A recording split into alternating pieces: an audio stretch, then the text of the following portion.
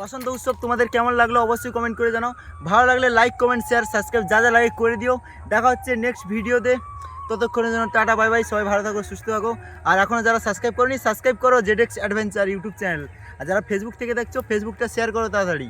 দেখা হচ্ছে পরে ভিডিও, চলো।